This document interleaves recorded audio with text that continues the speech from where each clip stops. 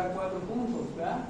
Entonces, un punto si no hay apertura ocular, 2 puntos si hay dolor, 3 puntos a la voz, 4 puntos si hay una apertura ocular de tipo espontáneo. ¿Okay?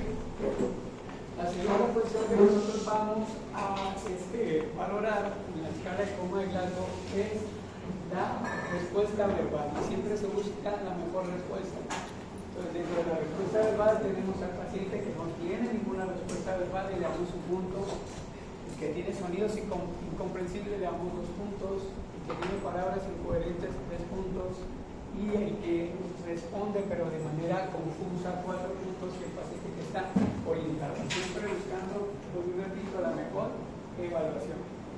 Y el último punto que evalúa la escala de coma de Glasgow es la respuesta motora. 1, no hay respuesta motora. 2, hay una respuesta en extensión. 3, hay una respuesta en flexión. Acuérdense que la respuesta en extensión está hablando de qué? De deceleración. La respuesta en flexión de coordinación. La que localiza el dolor, o sea, estira ante estímulos dolorosos. La que localiza esos estímulos dolorosos, nos dice dónde siente, ¿ok? Y por último, la que obedece órdenes. Entonces, utilizando esta escala de coma de Glasgow, nosotros vamos a diagnosticar si nuestro paciente tiene un traumatismo encefálico leve, moderado o severo, ¿verdad? Ahora, ¿qué estudio de imagen nosotros vamos a poder utilizar en este paciente con traumatismo craneoencefálico? Nosotros tenemos 2 tipos de imágenes básicas y necesarias que tenemos que realizar en estos pacientes. Número 1, la que está más a disposición de la mayoría de todos los centros hospitalarios de segundo nivel, y la tomografía. Es el mejor estudio para el paciente que tiene un traumatismo craneoencefálico. Y la segunda utilidad diagnóstica es la resonancia magnética, que nos va a servir para nosotros hacer diagnósticos más finos, como por ejemplo las lesiones de tipo difusas, lesiones axonales difusas, o otras lesiones que requieran de una mayor acuciosidad de tipo diagnóstico. ¿Qué hallazgos podemos encontrar en la tomografía? Entonces, de fracturas utilizando la ventana ósea hasta la presentación de contusiones o la presentación de contusiones hemorrágicas, que son hemorragias intraparenquimatosas, o las formaciones de los hematomas, ya sean epidurales o subdurales. Entonces nosotros podemos hallar el hematoma subdural, acuérdense que va a llevar la dirección, la orientación de la tabla ósea, que tienen imagen de esa semiluna o hemiluna, y los edemas cerebrales, que básicamente lo que vamos a ver en el edema cerebral es la disminución de las cisuras o prácticamente el borramiento de estas cisuras y circunvalaciones, y nosotros vamos a ver toda una masa adosada al cráneo. ¿Okay?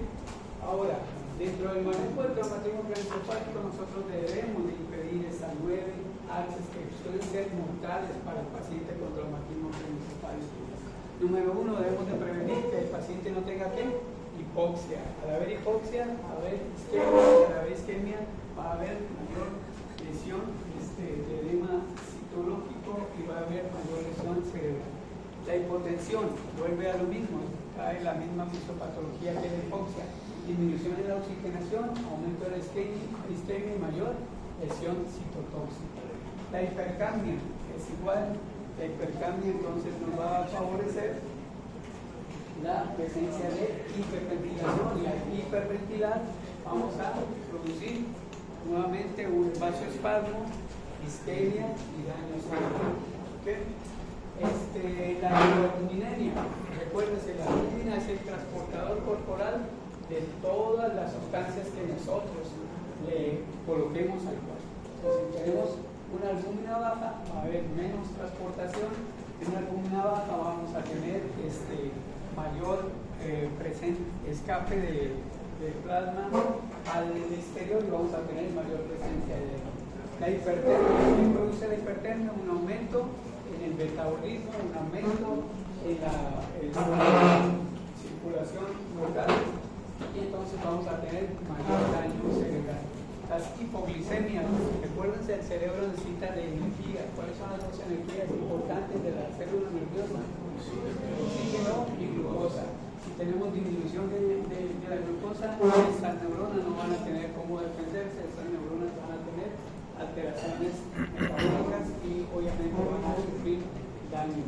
La hiponatremia, recuérdense también, datos de hipo o hipernatremia van a afectar la vascularidad, y al afectar la vascularidad o al afectar el tono venoso y el contenido del volumen vascular, vamos a afectar también de manera indirecta la oxigenación y la circulación del cerebro.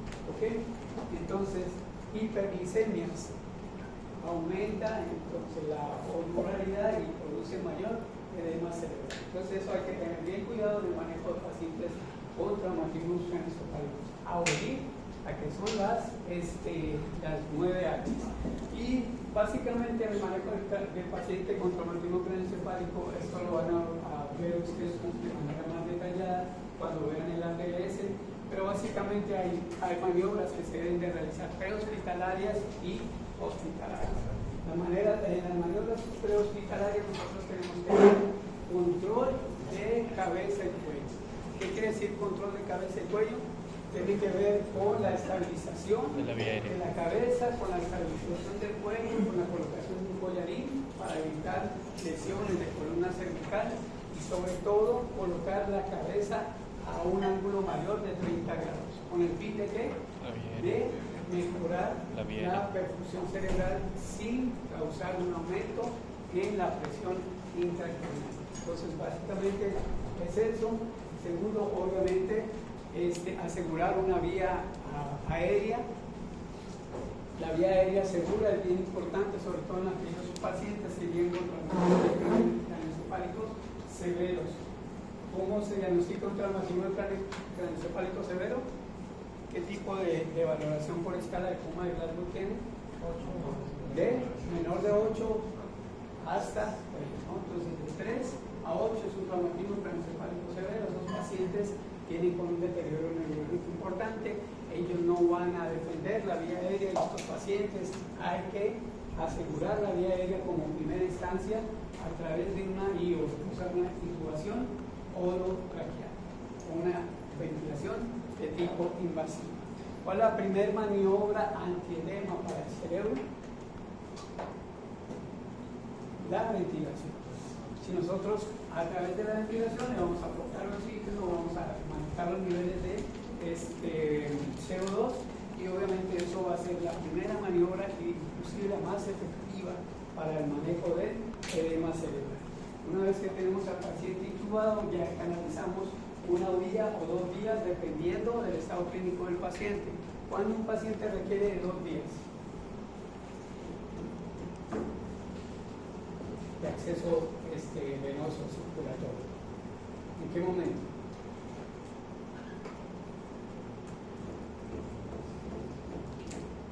Entonces los pacientes que tienen datos de choque hipovolémico, entonces aseguramos 2 vías, una para estar pasando volumen y la otra para estar pasando medicamentos. Muchas de las veces van a requerir de apoyos con medicamentos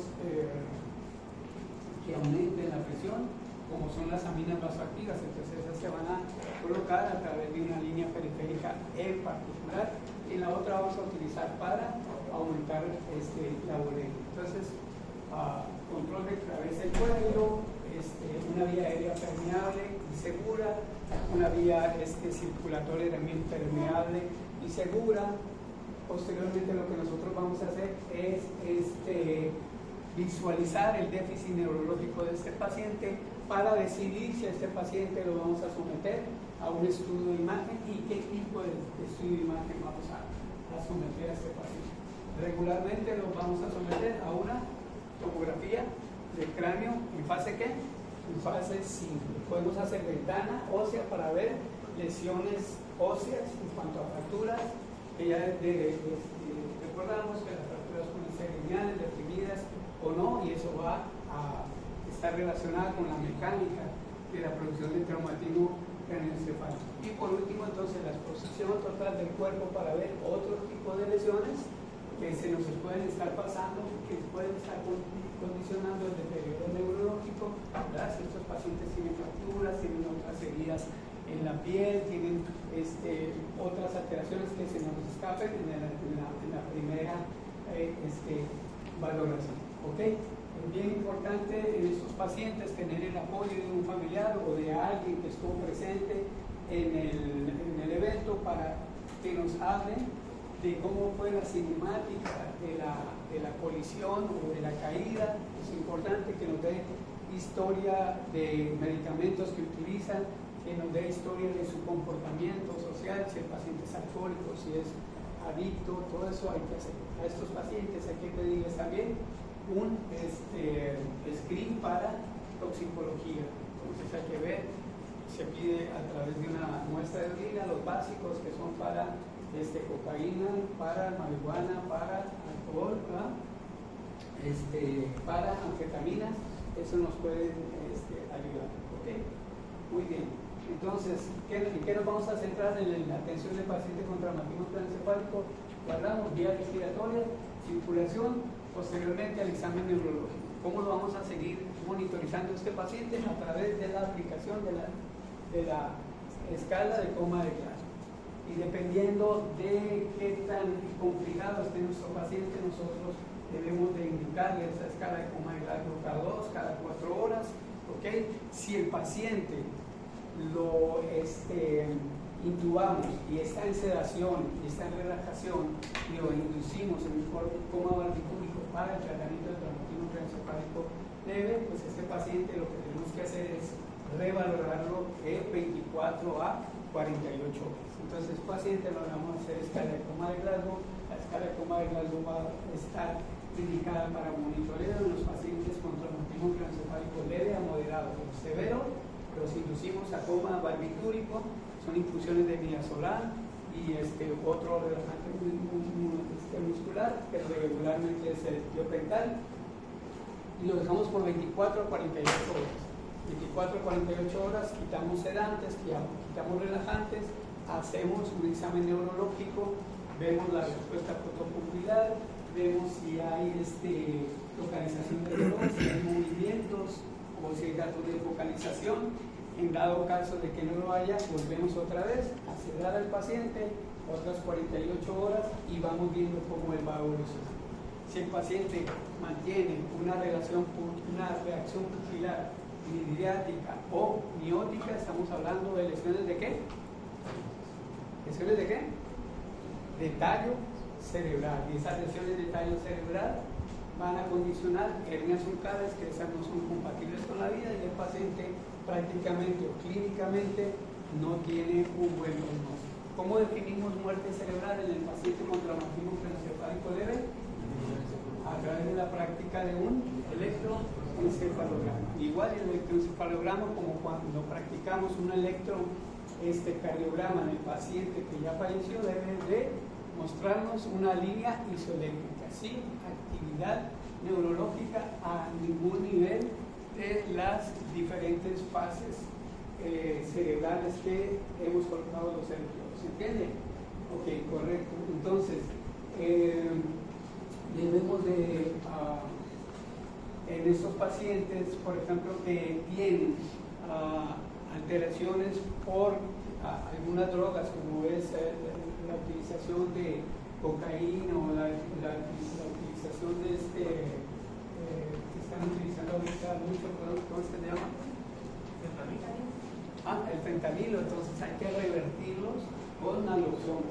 Así se llega el estado neurológico alterado, colocamos una inyección de naloxona y eso hace revertir en tiempo de 1 o 2 minutos a su estado normal.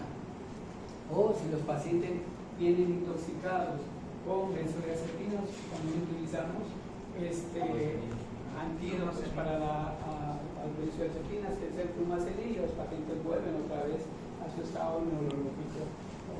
¿Ok?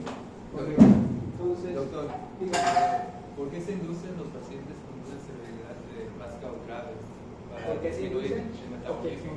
Ok, todas esas. Entonces, estamos disminuyendo el metabolismo cerebral en cuanto a actividad eléctrica. Número 2, estamos dejándole al cerebro que entre en un reposo para que pueda manejar el edema cerebral. Estamos ventilando de manera que mantenemos buena oxigenación, buenos niveles de CO2 y eso le permite al cerebro entrar en un estado de descanso para que pueda reparar. Si estas medidas no fueran contundentes para mejorar, podemos utilizar también otras medidas antiedema, como cuáles son las indicaciones de sustancias hiperosmolares, como utilizar manitol, ¿no? A 1 gramo por kilogramo de peso. Podemos utilizar una dosis dentro de las primeras 24 o 48 horas.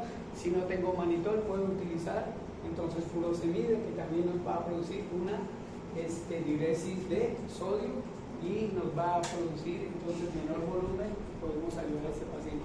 Pero la primera medida que nosotros tenemos que hacer es intubar. Y una vez que intubamos, inducimos ese coma valvular. Básicamente ponemos el cerebro en descanso, prevenimos crisis convulsivas, mejoramos el entorno cerebral para que haya una desinflamación del cerebro. ¿Está bien? Ahora, hay medidas que requieren, o hay lesiones que requieren de tratamiento quirúrgico. ¿Cuáles son esas lesiones que requieren de tratamiento quirúrgico? Ya lo hablamos aquí. Todas aquellas lesiones ocupativas que produzcan un desplazamiento de la línea media mayor a 5 milímetros. Esos pacientes tienen que entrar a descompresión neuroquirúrgica. ¿Está bien? Ahora, eso es lo que se lee por guías. Lo que se vive en la vida real a veces es muy diferente. ¿Por qué? Porque tenemos saturados los servicios de neurocirugía. Entonces, muchas veces lo que hacemos es tener a los pacientes en coma barbitúrico, ver si puede mejorar las condiciones neurológicas. Si el paciente todavía no desplaza línea media más de 5 milímetros, lo podemos estar vigilando con tomografías cada 24 o 48 horas. Si llega a persistir el hematoma subdural o el desplazamiento de la línea media, hay que enviarlos a neurocirugía. Pero lo que marca las guías de desplazamiento de línea media mayor de 5 milímetros es manejo quirúrgico. ¿Okay? Recuerden que los hematomas epidurales son hematomas que son causadas por lesiones arteriales. Los hematomas subdurales son causados por lesiones venosas. Los hematomas subdurales, aunque tardan más tiempo, son más peligrosos porque producen mayor compresión. Los epidurales son más agudos, pero tienen menos compresión. Entonces, todos esos detalles tenemos que valorarlo en el manejo del paciente con traumatismo craneoencefálico. Entonces, los pacientes con traumatismo craneoencefálico leve, que estamos catalogándolo con una escala de coma de Glasgow de 13 a 15, que es lo que nosotros tenemos que valorar para admitir si este paciente lo podemos manejar intrahospitalariamente o lo mandamos a su casa. Los siguientes datos. ¿Cuándo admitir al paciente? Cuando el paciente, obviamente le hicimos una tomografía, por la cinemática, por la edad, por la pérdida de la conciencia, le hacemos una tomografía y la tomografía nos da una respuesta normal, llámese lo que sea, fractura, hematoma, ¿cómo se llama? Hemorragia parenquimatosa, lo tenemos que admitir. Una lesión penetrante en la cabeza, toda lesión penetrante en la cabeza se tiene que dejar. Historia de pérdida prolongada de conocimiento se tiene que ingresar. Deterioro del estado de conciencia progresivo tiene que dejarse. Dolor de cabeza moderado a intenso, hay que hospitalizarlo. Todos pacientes que tengan fractura de cráneo, fuga de líquido cefalorraquídeo, otorragia, rinorragia o que presente síntomas focales persistentes, esos pacientes tienen que quedarse en observación hospitalaria de 24 a 48 horas. Y hay que descartar que estas lesiones no vayan a estar confundidas con drogas de abuso, como es el alcohol o la utilización de otro tipo de drogas. Entonces, estos pacientes con traumatismo craneoencefálico leve, escala de coma de Glasgow de 3 a 15, tenemos que buscar los eventos que nos indiquen que ese paciente se va a complicar. Número 1 y número 2, debemos descartar que los efectos que tiene este paciente no están asociados al consumo de drogas ilícitas. Eso es bien importante. ¿Entendido? Muy bien, ahora vamos a ver al traumatismo craneoencefálico. A ver, el traumatismo craneoencefálico leve, entonces, ¿qué es lo que nos va a llamar? ¿Cuáles son los datos de alarma que nos tienen que hacer pensar que este paciente se está deteriorando? Número 1, presencia de más de 3 vómitos en 24 horas. Por eso dejan 24 horas estos pacientes en observación. O que el paciente tenga una cefalea intensa persistente, o que el paciente esté en un estado de somnolencia. ¿Cómo es un estado de somnolencia? Es un estado en que el paciente tiene cerrados sus ojos, permanece en esa actitud, pero responde a la orden de despierte o abra los ojos, o como está, al mismo abre los ojos. El estado estuporoso es un estado de mayor deterioro neurológico en el cual el paciente requiere de un estímulo doloroso para que él despierte o abra sus ojos. En caso de presencia de una crisis convulsiva, o es un dato de alarma de un traumatismo craneoencefálico leve, la pérdida de la conciencia, sobre todo teniendo un lapso que sea de no superior a 30 minutos, dentro del tiempo de observación, tenemos que eso es un signo de alarma. Y obviamente las fugas del líquido cefalorraquídeo a través del oído o nariz. ¿Okay? ¿Cuál es el tratamiento del traumatismo craneoencefálico leve? Básicamente es la aplicación de analgesia y la aplicación de antibióticos si lo requiere. Si tienen heridas de continuidad de la piel o heridas de lesiones óseas, lineares que no se han desplazado, hay que darles antibióticos y tenemos que monitorizarlos. Ahora, si los mandamos a casita, hay que hablarle a los familiares que ellos deben estar muy al pendiente de ellos y que deben de mantenerlos despiertos. No es un mito, hay que mantenerlos despiertos porque es la forma en la cual ellos, el familiar, no nosotros, el familiar se puede dar cuenta si este paciente se está deteriorando neurológicamente o no. La indicación de mantenerlo despierto es a nivel de ¿qué? Del hogar, de la casa. Nosotros en el hospital tenemos otras maniobras neurológicas con las cuales podemos comprobar que este paciente se está deteriorando o no. ¿Sí se entiende? Ok, muy bien. Ahora, en cuanto al manejo del traumatismo craneoencefálico moderado a severo, rasgo de 9 a 12. Lo importante es de que estos pacientes se pueden complicar. Eso es lo que ustedes tienen que pensar. 10 al 20% de los pacientes que viven con traumatismo craneoencefálico moderado pueden avanzar a un traumatismo craneoencefálico o un deterioro neurológico severo. 10 al 20%. ¿Qué quiere decir? Que de 10 que yo veo en urgencias, 2 van a avanzar a un deterioro neurológico severo.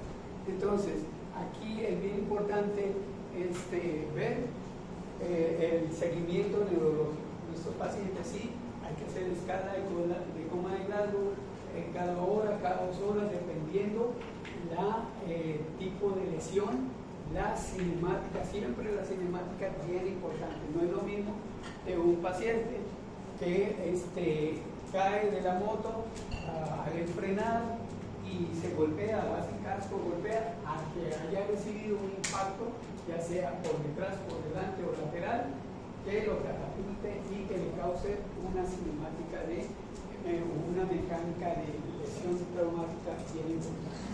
¿Okay? Y ahora el manejo del paciente grave, obviamente ya lo hablamos. Entonces en estos pacientes hay que apoyarlos ventilatoriamente, hay que tener una vía venosa o un acceso vascular seguro y hay que inducirlos en coma valvular. ¿Está bien? Muy bien. Entonces, el traumatismo craneoencefálico de moderado a grave. ¿Cuáles son los datos de alarma de que el paciente se nos está deteriorando en el estado moderado? Entonces, que permanezca letárgico, ¿verdad? Que permanezca estuporoso o que el paciente haga un síndrome de postconmoción, alteraciones del estado de conciencia, que se pongan agitados, que se pongan violentos, que empiecen a focalizar. Entonces son síndromes de postconmoción cerebral. Ahora, los datos de un grado menor de 8, obviamente que persista en estado comatoso, que el paciente presente una fractura hemorrágica, entonces, o hemorragia, esos pacientes son pacientes que debemos de actuar de manera rápida. Una evaluación secundaria es cuando ya nosotros los tenemos hospitalizados o los tenemos ya intubados, entonces nosotros debemos de estar vigilando mayormente el estado de dilatación de la pupila. Eso es lo más fácil o la forma mejor de valorarlos a ellos. Entonces, volvemos otra vez, una pupila que esté biótica o vidriática de manera persistente son datos ignominiosos de daño en tallo cerebral y estos pacientes tienen un mal pronóstico. ¿Okay? Ahora, los procedimientos diagnósticos, pues ya hablamos de la tomografía, ¿verdad? Entonces, la tomografía que nos permite ver desde lesiones en tabla ósea, como hemorragias intraparenquimatosas, como hematomas, como hemorragias abiertas a ventrículos, que también es otra evidencia de neurocirugía. También tienen que tenerlo en cuenta.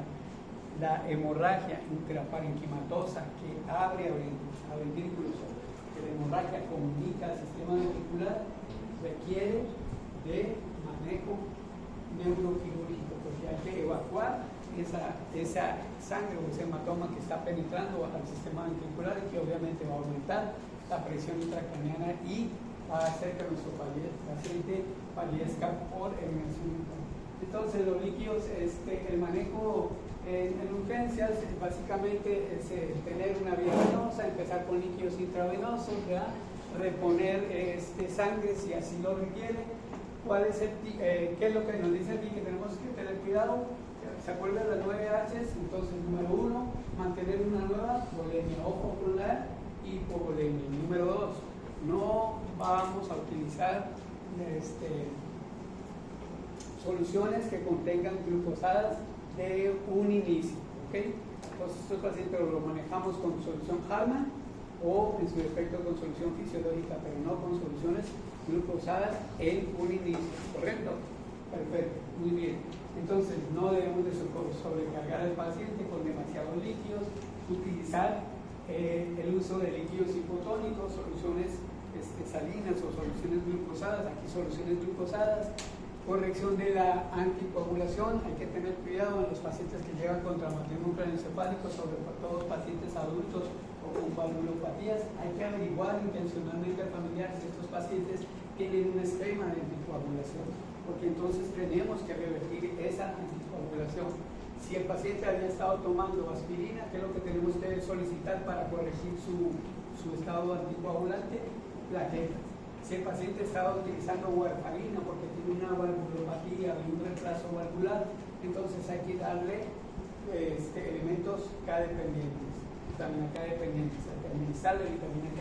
Y si el paciente estaba utilizando heparina porque hizo una trombosis venosa profunda, porque estaba en manejo por su arritmia con heparinas, entonces hay que administrarle el sulfato de protamina, que son los medicamentos para corregir los estados anticoagulantes. ¿Okay? Hiperventilarlo, entonces hay que mantenerlos en normocapnia. ¿Qué quiere decir normocapnia? Los niveles de CO2, mantenerlos en sus límites normales, de 30 a 35. ¿Ok? ¿Para qué? Para que obviamente no disminuya el flujo cerebral y entonces tengamos datos de Hay que evitar la hipercapnia. Entonces, manitol, vuelvo a decir, en caso de que con el manejo ventilatorio no haya una mejoría del edema cerebral, podemos utilizar cargas hiperosmolares, diuréticos, ¿ok?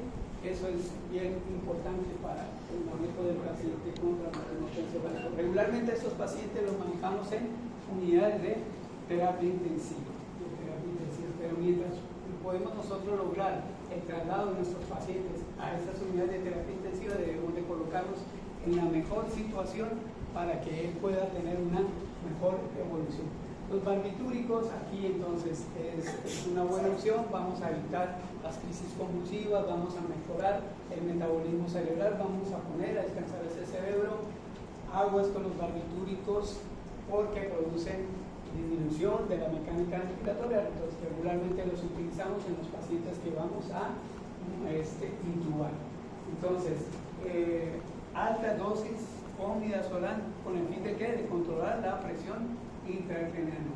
Anticonvulsivantes, entonces puede presentar un paciente con traumatismo craneoencefálico severo hasta en un 15% crisis convulsivas. Entonces hay que decidir si este paciente lo impregnamos o no con difenhidramina, en los casos de leve a moderado, En los casos severos siempre van a estar con manejo con midazolam, entonces esa preocupación por la convulsión no la vamos a tener, a menos que tenga una lesión sumamente grave que le va a dar un mal pronóstico.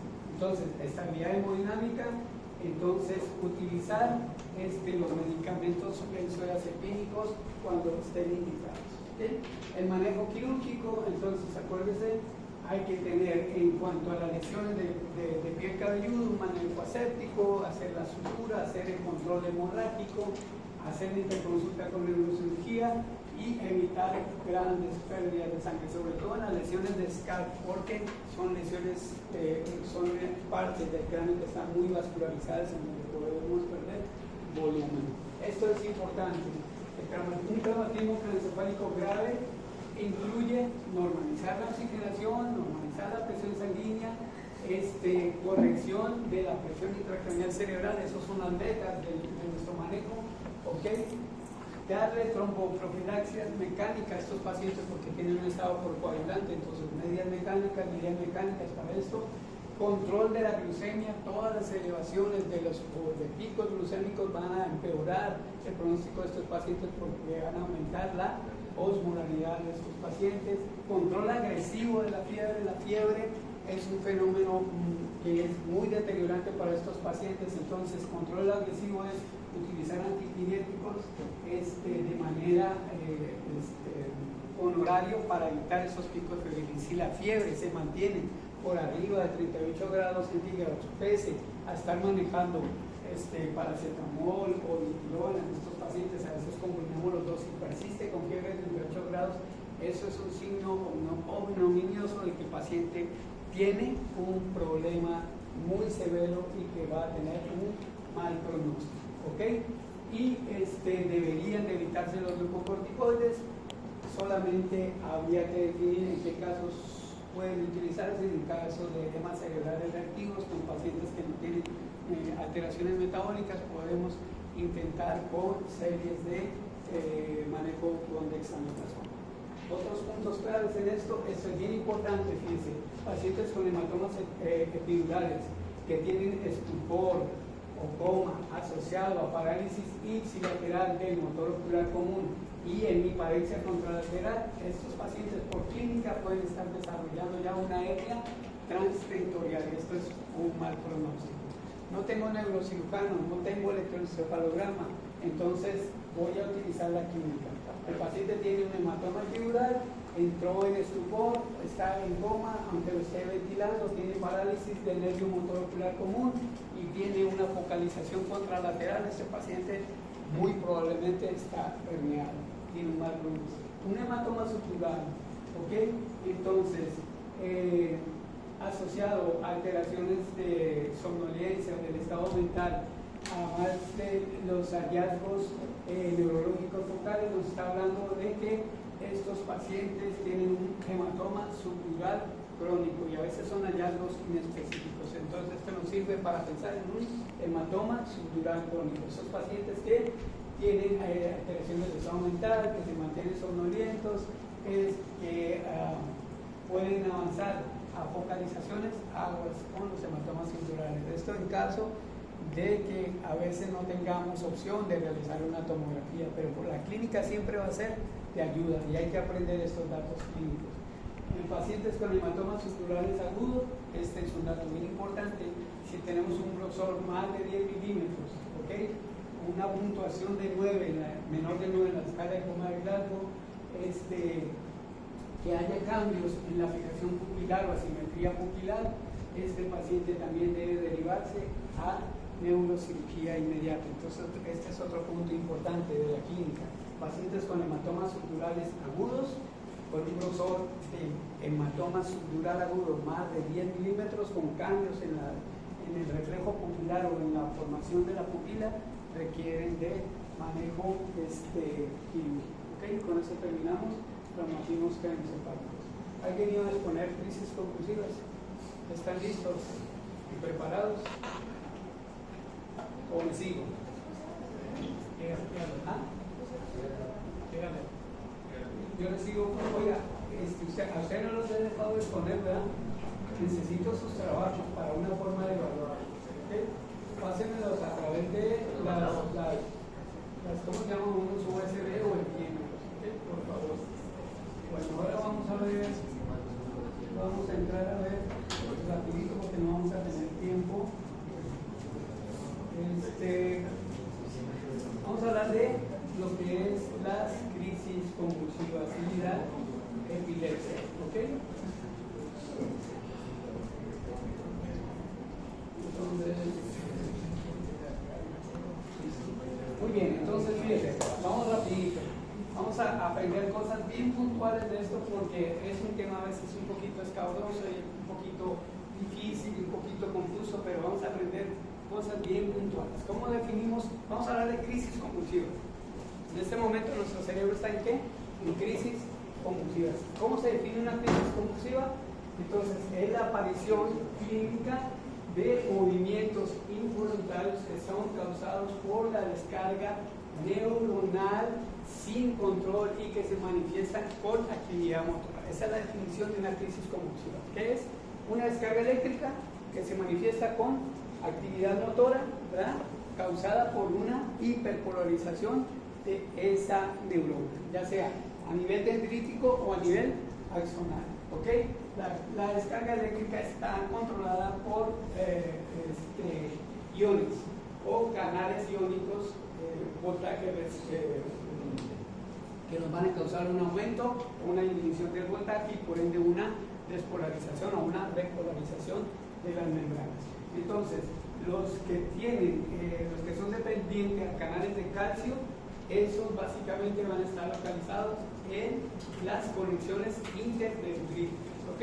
Los que utilizan el sodio como elemento despolarizante mayormente van a estar localizados en aquellas regiones del axón. O sea, el axón va a viajar ese sodio y a nivel de área neuromotora es el que se va a aumentar para causar la descarga de esa neurona a nivel axonal y calcio a nivel dendrítico. ¿Se entiende esto? Esto es básico, ¿ok? Entonces, crisis convulsiva es cualquier descarga eléctrica causada por hiperpolarización, ya sea del axón o de la dendrita, que responde como clínicamente como la manifestación de una contracción motora o una actividad motora sostenida. A eso le llamamos ¿qué? Crisis convulsiva. ¿Se entiende? Ok, muy bien. Perfecto. Mayormente, entonces, las convulsiones se les define, viene de este género latino que significa quitar o arrancar con fuerza. Entonces son los episodios paroxísticos que inician de un momento a otro, que se autolimitan, están limitadas por la presencia de descargas anormales. Quiere decir que una vez que la hiperpolaridad de la membrana cesa, el flujo iónico cesa a través de la membrana, la descarga también va a cesar y por ende la actividad motora. ¿Sí se entiende? Ok, perfecto, muy bien. Entonces, 5 a 10% de las personas que existimos vamos a presentar en el transcurso de nuestra vida una crisis convulsiva. ¿Ok? Eso es por estadística. Y la mayor incidencia de estas crisis convulsivas van a estar dadas en la infancia y en el final de la vida adulta. ¿Se entiende? Ok, vamos adelante entonces. Ahora, como las crisis convulsivas son muy amplias y de clasificaciones a veces muy engorrosas, nosotros para estudiarla la vamos a definir por grupo etario, ¿sale? Por grupo etario. Entonces, ¿cuáles son las causas de las convulsiones por grupo etario? Aquí las vamos a ver.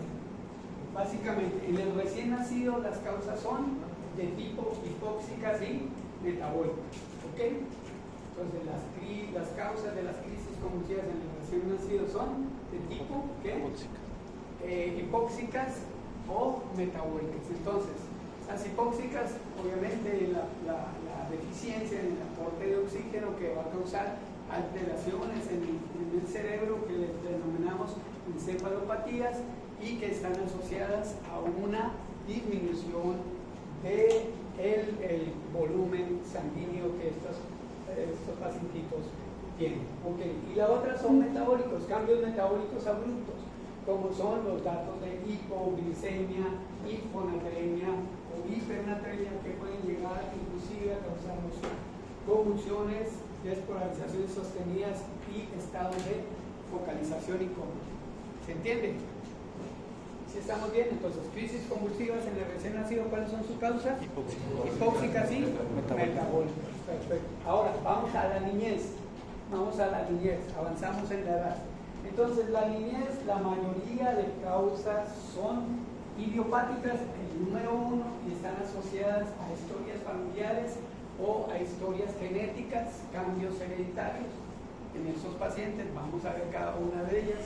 Y las más comunes en la etapa de la niñez son las convulsiones de tipo febriles.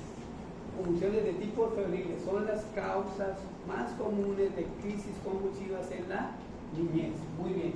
Entonces, ¿cómo se define una convulsión febril? Pues es una descarga eléctrica que está causada o originada por el aumento brusco de la temperatura. Entonces, cuando hay un aumento brusco en la temperatura del niño, no tiene un sistema neurológico aún maduro para poder manejar estos incrementos de temperatura. Entonces, ¿qué hace el cuerpo para defenderse? ¿Qué es lo que hace? Empieza a convulsionar. ¿Qué hace con la convulsión? Aumenta la tonicidad y el trabajo muscular. Al aumentar la tonicidad y el trabajo muscular, ¿qué pasa con el cuerpo? Se aumenta la temperatura, pero al aumentar la temperatura, ¿qué vamos a tener? Se echan a andar mecanismos fisiológicos de compensación de la temperatura, como cuáles. Básicamente, vasodilatación y diaforesis. Entonces, convulsiona en el pico febril para perder más temperatura a través de vasodilatación y a través de diaforesis. Entonces, la causa principal de convulsiones en la niñez es las causas febriles. Y una vez que se aumenta la temperatura, nosotros debemos de estar pensando, este paciente lo que tiene es que el niño tiene, al aumentar la temperatura, ¿qué tiene? ¿Un proceso qué? Infeccioso, un proceso infeccioso. Es la causa mayor del aumento de la temperatura. Y dentro de las infecciones en el niño, ¿qué tipo de causa tenemos? Las virales. Entonces, fiebres, convulsiones febriles por infección por virus. ¿Qué pasó ahí? Los categorías de las causas es idiopática, febril, simple y compleja. No te adelantes. No te adelantes, vámonos aquí, porque sí es complejo, sí les voy a explicar eso, pero vamos aquí. Estamos ahorita hablando de crisis, de las causas de las crisis convulsivas según grupo etario, ¿ok? Entonces dijimos en recién nacidos es hipóxicas y metabólicas. En la niñez son de tipo hereditarias primero, o las segundas, y las que son las más frecuentes son las causadas por fiebre. Y dentro de las causadas por fiebre están asociadas ¿a qué? A infección. Y dentro de las infecciones causadas por virus, correcto. Muy bien. Entonces, ahora, ¿en qué lapso en qué edad, en qué ventana de estos pacientes van a presentar estas crisis convulsivas? Va desde los 5 meses hasta ¿cuánto? Hasta los 6 años. Entonces, en ese grupo etario, si un niño nos viene convulsionando, ¿qué es lo primero que tenemos que pensar nosotros? En crisis febriles, obviamente, si acompañado de fiebre, entonces crisis febriles. Muy bien. Ahora, este paciente debe de estar, y eso es bien importante, sano, neurológicamente, previamente sano. O sea que hay que descartar otras eventualidades que el paciente haya tenido dentro del transcurso de su vida evolutiva, ¿no? Entonces hay que descartar que este paciente no haya tenido un traumatismo encefálico, que no haya tenido una hipoxia al nacer, que no se presente con retraso mentales o que tenga alteraciones genéticas de tipo neurológico. El paciente está sanito y llegó dentro de esta edad y empieza a convulsionar y identificamos fiebre, la crisis convulsiva es causada por la fiebre. ¿Ok? Ahora, estas crisis febriles se van a dividir en simples y complejas. simples y complejas. Y ustedes van a ver que dentro del estudio de las crisis convulsivas, como en las epilepsias, las crisis convulsivas simples se refieren a la presencia de actividad de descargas eléctricas de una sola parte del encéfalo. ¿Sí se entiende? Entonces, simples es una parte del encéfalo, un solo hemisferio o una localización, ya sea frontal, temporal, parietal, occipital, pero localizadas en un solo hemisferio. A eso se le llaman crisis convulsivas de tipo ¿qué? Simples. Volvemos a repetir, entonces las crisis convulsivas simples están siendo localizadas a un hemisferio cerebral o una parte bien delimitada de nuestro encéfalo. Permítanme. Y las generalizadas son aquellas que van a producirse las descargas eléctricas interhemisféricas en todo el encéfalo, porque hay actividad de descargas eléctricas dendríticas o axonales, aún así, en todo el cerebro. ¿Se entiende? Eso es básico, que lo aprendan, ¿sale? Simples y complejas. Sí, decía.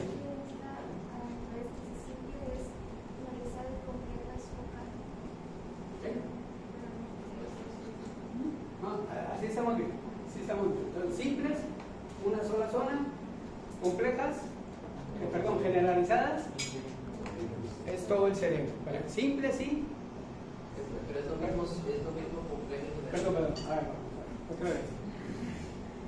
Vamos a ver, focalizadas y generalizadas, ¿ok?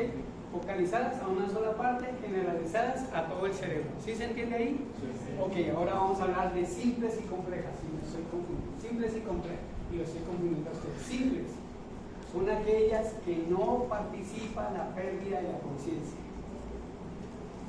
En generalidad, porque van a ver que hay algunas que sí tienen algún deterioro, pero generalmente las simples no hay pérdida de la conciencia, las complejas hay pérdida de la conciencia. ¿Sí se entiende o los confundí? Bueno, vamos a ver. Entonces, por ubicación se dividen en focales y en generalizadas. Focales, una parte de nuestro cerebro localizadas a un hemisferio. Esas son las que focalizadas. Las generalizadas es en ambos hemisferios, como dice la palabra, son generalizadas en todo el encéfalo. ¿Sí se entiende? Ok, ahora, simples, no hay pérdida de la conciencia. Complejas, hay pérdida de la conciencia. Generalizadas. ¿Eso se entiende? Porque esos son puntos bien básicos que tenemos que entender. Ok, ahora, entonces, dame 5 minutos, dentro de las crisis convulsivas de la niñez de tipo febril, vamos a encontrar dos subdivisiones, las simples, ¿verdad? Y las complejas, ¿ok? Simples y complejas. ¿Cómo definimos una de la otra? Las simples, fíjense, entonces hay un aumento de la temperatura, son las que se presentan con mayor frecuencia, duran menos de 15 minutos, o sea, en tiempo, en temporalidad están delimitadas por menos de 15 minutos, debutan como una tónico-clónica generalizada. ¿Qué es tónico? Aumento del tono. Clónico, empiezo a convulsionar. Y generalizada, todo el cuerpo. Entonces, tónico, clónico, generalizado. ¿Ok? Pues está bien, o sea, aunque les cause gracia, pero así aprende, ¿no? Tónico, la pongo, clónico, empieza a mover, generalizada, muevo todo, ¿correcto? Tónico, clónico, entonces simples, aumento de la temperatura, más frecuentes, dura menor de 15 minutos, tónico, clónico, generalizadas, se presentan una vez al día y no tienen fenómeno posictal. ¿Por qué no tienen fenómeno posictal? Porque no pierden el estado de conciencia, perfecto. Y son las más frecuentes de todas de las crisis convulsivas febriles en los niños. Abarca el 75%. Ahora, las complejas. Entonces, si la simple duraba menos de 15 minutos, esta va a durar ¿qué? Más de 15 minutos. Si las simples se desarrollaban con tónico clónico generalizadas, estas complejas van a ser focales, ¿ok? Muy bien. Es más de un episodio al día, ¿ok?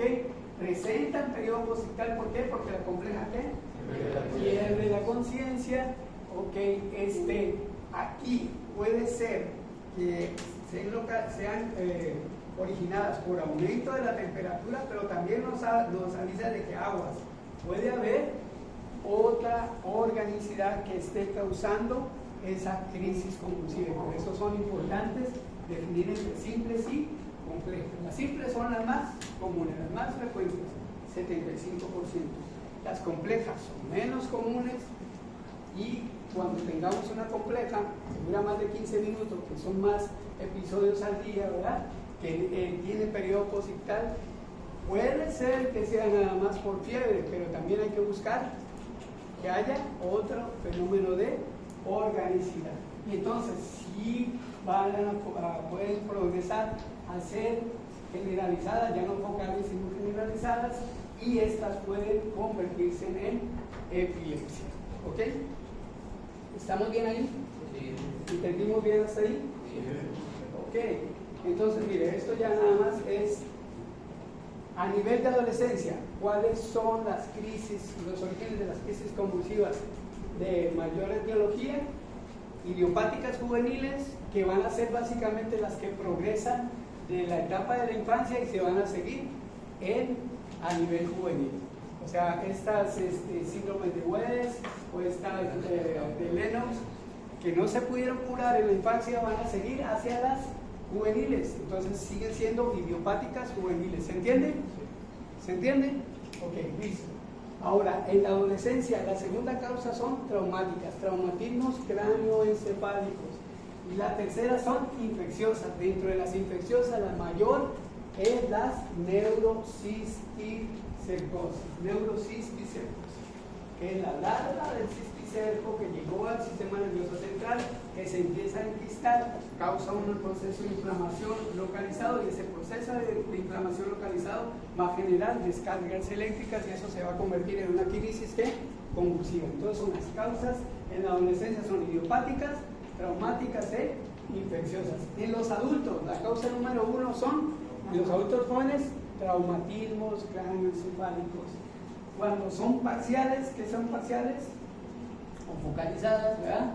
Y complejas, o sea, que es un grupo muscular y que tienen pérdida del estado de alerta, por eso son complejas, siempre van a estar asociadas a tumor y es lo más común. Entonces, de la etiología de los adultos, traumas y neoplasias. ¿Se entiende? Ok. Y ya en los ancianos está asociada con enfermedades de cerebrovasculares o procesos degenerativos. Aquí tenemos pérdidas y pérdidas de las neuronas con procesos de baja oxigenación. Y hasta ahí nos quedamos. ¿Está claro aquí? Sí, sí. ¿Vamos bien acá? Sí. Si entendemos esto bien, vamos a atender epilepsia, porque epilepsia, la definición de epilepsia es aquella crisis convulsiva que se presenta por más de 2 ocasiones y que dura de manera crónica, o se presenta de manera crónica. Pero las clasificaciones van a ser las mismas. ¿Está bien? Vamos.